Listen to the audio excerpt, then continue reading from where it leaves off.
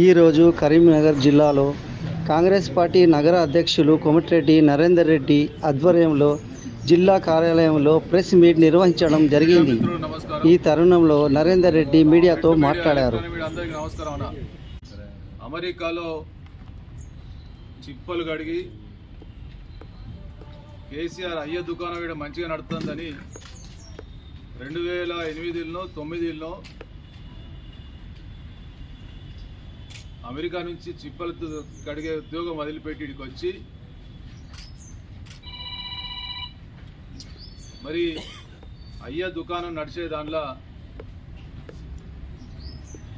అప్పటిదాకా కష్టపడ్డటువంటి కేకే మహేందర్ రెడ్డి టికెట్ తీసుకొని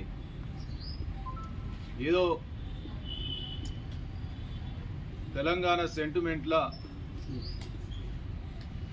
లీడర్ అయి గెలిచి ఇవాళ మా ముఖ్యమంత్రి రేవంత్ రెడ్డి గారి మీద మాట్లాడుతూ ఉన్నాడు. కేసీఆర్ కాలి గోటు కూడా సరిపడనటువంటి మాటలు మాట్లాడినటువంటి కల్వకుంట్ల రామారావు ఖబర్దార్ అని చెప్తా ఉన్నాం. నీ అయ్యా పాస్పోర్ట్ బ్రోకర్ అన్న సంగతి తెలంగాణ ప్రజలకు తెలియదు అనుకుంటున్నావా? ఇప్పటికి బతికే ఉన్నారు. నీ అయ్య ముంచిన వాళ్ళు, నీ అయ్య మోసం చేసిన వాళ్ళు కాంగ్రెస్ కార్యకర్తలు నాయకులతో పెట్టుకుంటే ఖబర్దారని చెప్తా ఉన్నాం. నాలుక కోస్తామని చెప్తా ఉన్నాం. ఇంకొకసారి కాలి గోటులు అట్లాంటి మాటలు మాట్లాడితే కేటీ రామారావు ఖబర్దార్, నాలుక కోస్తామని చెప్పి హెచ్చరిస్తా ఉన్నాం. ఏమనుకుంటున్నావు? ఒక రైతు కుటుంబం నుంచి జెడ్పీటీసీగా, ఎమ్మెల్సీగా, ఎంపీగా ఈరోజు మా పిసిసి అధ్యక్షునిగా రాష్ట్రంలో ప్రజలకు మీరు చేసినటువంటి మోసాలను, మీరు చేసినటువంటి మీ రాచరిక పాలనను ఎండగట్టి ప్రజలను ఏ విధంగా మోసం చేస్తారని చెప్పి ప్రజలకు స్పష్టంగా తెలియజేసి ఇలా కాంగ్రెస్ ప్రభుత్వం తీసుకొచ్చినటువంటి ఘనత మా నాయకులది, అందులో ముఖ్యంగా రేవంత్ రెడ్డి గారు. మేమేమి నీ లెక్క దుకాణం మంచిగా నడుతుందని చిప్పలు కడిగి నౌకరీ విడిచిపెట్టి వచ్చిన వాళ్ళు కాదు ఇక్కడ వాళ్ళు. మీ అయ్యే లెక్క పాస్పోర్ట్ బ్రోకర్ పనిచేసి ఎవడు లీడర్లు కాలే ఇక్కడ. కాబట్టి ఖబర్దార్ అని చెప్తా ఉన్నాం. ఇంకొకసారి మా ముఖ్యమంత్రి మీద ఇట్లాంటి మాటలు మాట్లాడితే కాంగ్రెస్ కార్యకర్తలు కళ్ళు తెరిస్తే భస్మం అయిపోతావు బిడ్డ. ఊకున్న కొద్దీ తమాష అయిపోయింది. ఏంది నీ ప్రాచరిక పోకడలు ఇంకా తగ్గుతలేవా? హెలికాప్టర్లో తిరిగినవని ఇలా ఆటోలో తిరుగుతున్నావు బిడ్డ. ఇంకా ఎక్కువ తక్కువ చేస్తే ఇంకా అసలు తిరగకుండా అవుతామని చెప్తా ఉన్నాం. రావోసారి కరీంనగర్ రేవంత్ రెడ్డి గారి మీద మాట్లాడిన మాటలు వాపసు తీసుకోకపోతే ఇది చివరి అవకాశంగా చెప్తా ఉన్నాం. ఇప్పటికైనా ఊరుకునేది లేదు. దీని మీద క్షమాపణ చెప్పకపోతే వచ్చి అధికారం వచ్చిందట. కాలం కలిసి వచ్చుడేంది? కర్రు వాచి వాత పెట్టి మీ రాచరిక పాలనకి అద్దు అని చెప్పి ప్రజలు డిసైడ్ చేసుకొని ఓట్లేస్తే ఇలా కాంగ్రెస్ ప్రభుత్వం ఏర్పడ్డది. కాలం కలిసి వచ్చుడేంది? ఏమన్నా లక్కీ డ్రానా? ఇంత అవగాహన ఉందా? ఏం మాట్లాడుతున్నావు? 100కు 100 సీట్లు వచ్చేది ఉండే నువ్వు కోట్ల రూపాయల అక్రమ సంపాదన ఇలా కుంగిపోతున్నటువంటి కాళేశ్వరం ప్రాజెక్టు అటువంటి అక్రమ సంపాదన ద్వారా ఇలా కోట్ల రూపాయలు ఖర్చు పెడితే ఇలా మీకు కాలం కలిసి వచ్చింది. ప్రజల నిర్ణయాన్ని ఇలా అవమానపరుస్తా ఉన్నావు. కాంగ్రెస్ కార్యకర్తలు ఏందో నీకు తెలియదు. ఎందుకంటే నువ్వు 2008-9లో వచ్చినావు. అచ్చుడితోటి నీకు తెలంగాణ ఉద్యమంలో నీకు ఏం కనిపించలే. ఒక్కసారి కాంగ్రెస్ చరిత్ర చూడు వెనుక తీసి.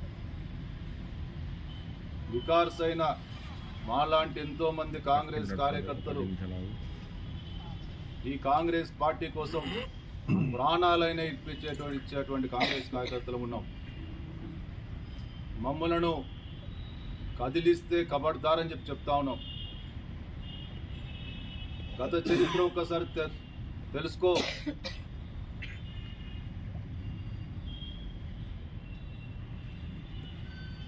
ఇప్పటికైనా చెప్తా ఉన్నాం, మా ముఖ్యమంత్రి గారి మీద మాట్లాడిన మాటలకు క్షమాపణ చెప్పాల్సిందిగా డిమాండ్ చేస్తూ ఉన్నాం. ఒకవేళ క్షమాపణ చెప్పకపోతే నాలుక కోస్తామని చెప్పి హెచ్చరిస్తూ ఉన్నాం. మీ గుండెల్లో నిద్రపోయింది కదా, ఇప్పటికీ మీ గుండెల్లో నిద్రపోతుండే కదా. ఎన్ని అడుగులు ఉంటుందా? బుల్లెట్ దిగిందా లేదా కావాలి. బుల్లెట్ దిగిందా లేదా? ఇలా ఆటోలో తిరుగుతున్నావా లేదా? మేము కరీంనగర్ జిల్లాలో ఉన్నారు చాలామంది మీ అయ్య విదేశాలకు పంపిస్తా అని చెప్పి మోసం చేసినటువంటి బాధితులు తీసుకురమ్మంట. వాళ్ళందరూ బతికే ఉన్నారు చాలామంది.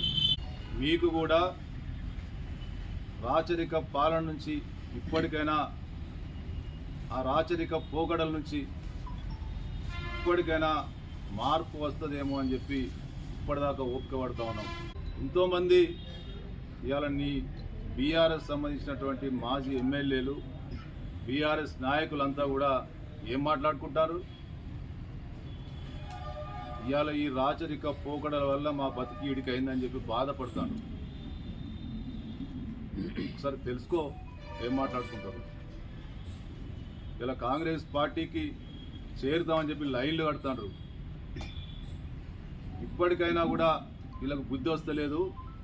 ఇక ఈ పార్టీ ఉండదు, మేము ఇల్లుండు వేస్ట్ అనేటువంటి పరిస్థితి నీ ప్రవర్తన వల్ల ఇవాళ మీ కార్యకర్త. నువ్వు మా ముఖ్యమంత్రిని తిడితే నువ్వు గొప్ప అనుకుంటున్నావు.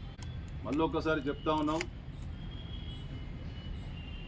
ఎవరు బుడ్రకాను, ఎవరు మొన్నటిదాకా బుడ్రకాన్ టోపీ పెట్టుకున్నారు, బుడ్రకాన్ టోపీ పెట్టుకుని ఎవరు తిరిగిండ్రు?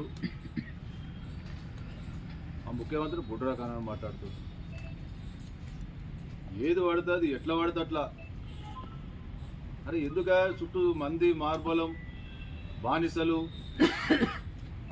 గుర్రాలు, ఒంటెలు, ఏనుగులు లేకపోయేసరికి మనసు పడతలే అట్లా. ఇక అయిపోయింది, మీ కథ వచ్చింది. మళ్ళీ ఇంకా మీ జీవితంలో అట్లాంటి పరిస్థితి మీకు రాదిక. కనీసం ఇంత ఎమ్మెల్యే హోదానో ప్రతిపక్ష హోదానో ఉండాలనుకుంటే మీ ప్రవర్తనలో మార్పు, లేకపోతే మళ్ళా గతంలో ఏ విధంగా అయితే మీ అక్రమ సంపాదన అంతా కూడా మళ్ళీ బయటకు ఈడ్చి చివరికి మళ్ళీ గదే నువ్వు ఎక్కడైతే ఉద్యోగం చేసినావో గదే ఉద్యోగం చేయాల్సి వస్తుంది. కబడ్దార్ బిడ్డ అని హెచ్చరిస్తాము.